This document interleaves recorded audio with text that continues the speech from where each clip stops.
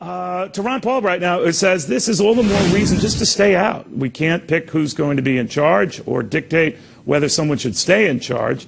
So, Ron Paul, you heard Donald Rumsfeld. Did anything dissuade you of that view?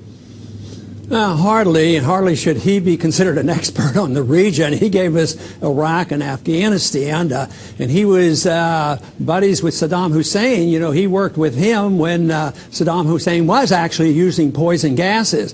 And look at where Iraq is today. It's a disaster. It's more allied with Iran right now. The Al-Qaeda's in Iraq, and there's death totals coming up every single day. We hear about the death. So hardly would he be able to give us advice on what to do in Afghanistan. Now, having said that, I will say this, that there is some debate as to whether he individually encouraged Saddam Hussein to use gases on his people. But leaving that aside, I do want to stress this, sir, if I can. Is it your sense, then, that his other argument, that Russia or China could take advantage of this and seize on this vacuum if we do not?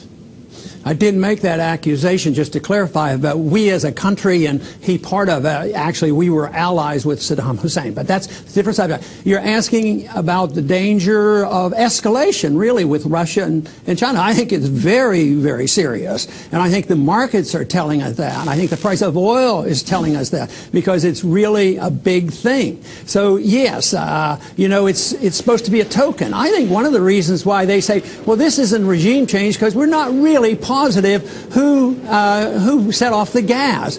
I mean, the group that's most likely to benefit from that is Al-Qaeda. They you know, ignite some gas, some people die, and blame it on Assad. Assad, I don't think, is an idiot. I don't think he would do this on purpose in order for the whole world to come down on him. So you question, so you question whether Assad even used the gas and that he's just being set up. I mean, look how many lies were told to us about Saddam Hussein prior to that build-up. War propaganda. It's endless. It happens all the time. Well, we do, certainly, but to be fair, Congress, we knew it certainly in the past Saddam Hussein had used weapons against his own people. But your argument is a good one. So I guess what I want to advance here is this, that if a dictator using chemical weapons on his own people isn't a litmus test for us to help those people, for Ron Paul, what is?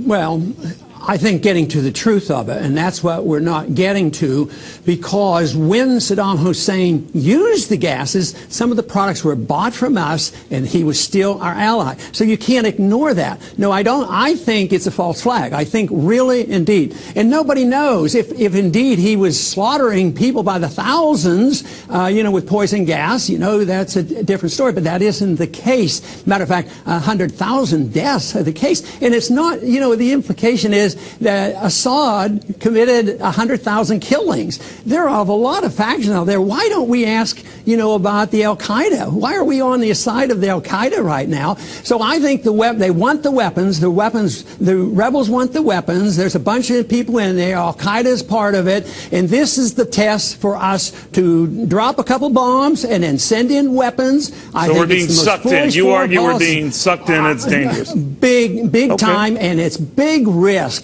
This can escalate, and Russia could get involved. What if there's an accident and 100 Russians get killed by our bombs? Who knows? Some type of unintended consequences. Wars always expand because of unintended consequences. They always provide short-term war. Just think of all the promises on Iraq. Short-term, not much money. In and over. Out, we'll get their oil. No, and don't believe it. We should look at what's best for America, and not trying to pick sides in an impossible war like this won't be on the side of the American people, and the American people right now, by a very large majority, are opposed to this war. The Constitution can't support this war, and morally we can't support this war, getting involved in a civil war and a strife that's been going on in that region for thousands of years. Well, you're right about this, Congressman. We have very unclear rationale for doing what we're doing. We shall see. Ron Paul